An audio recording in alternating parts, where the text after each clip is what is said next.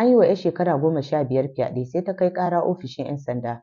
'Yan sandan da ta samu suka ce sai ta kawo 100,000 kamin su ɗauki wani mataki kan ƙaran da ta kawo. Ana zargin 'yan sanda biyu a jihar Imo da karɓan 100,000 a hannun wata 'yar shekara 15 da aka yi wa fyaɗe. Hukumar 'yan sanda ba su san da wannan zancen ba sai da 'yar uwar wacce aka yi wa fyaɗe ta wallafa a shafinta na X. A halin yanzu an kama 'yan sandan tare da saurayin da ya yi mata fyaɗe ɗan shekara 24. Ana kuma shirin fara shari'a 12 ga watan Janairu na 2026. Sai dai mu ce Allah ya kyauta.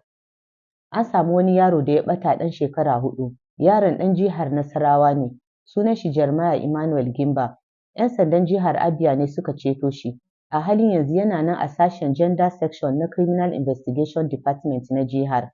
Ga hoton yaron nan. Ana fatan iyayen shi su ga hoton nan su san inda yaron yake da halin da yake ciki.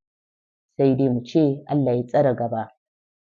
Kotu ta raba auren wata mata a jihar Kwara a sakamakon tsananin talauci da mijinta ke fama da.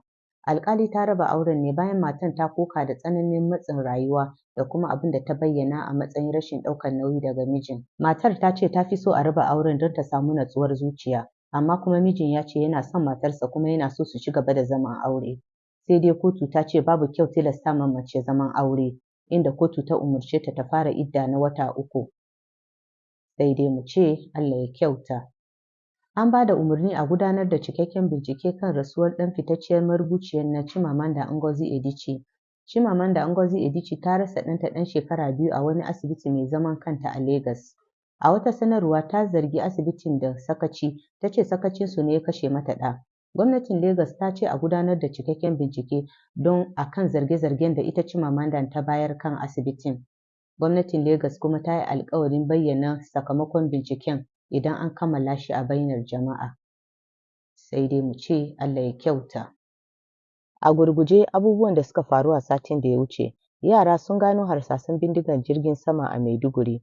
Kwankwaso ya taya Abba murnar zagayowar ranar haihuwa. Manchester United sun sallami Ruben Amorim. An gudanar da addu'ar kwana 40 na rasuwar Sheikh Dahiru Bauchi.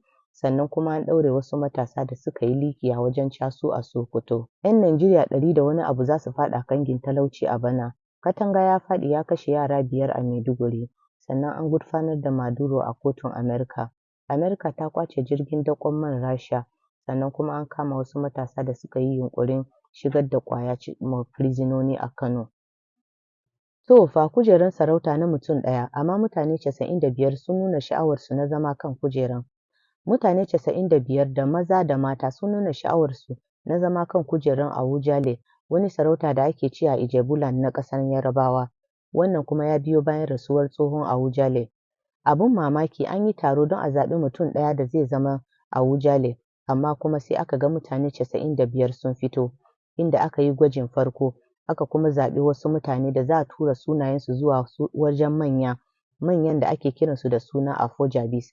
Yanzu Afojabis ne za su zaɓi mutum ɗaya da zai zama Awujale, amma kuma manyan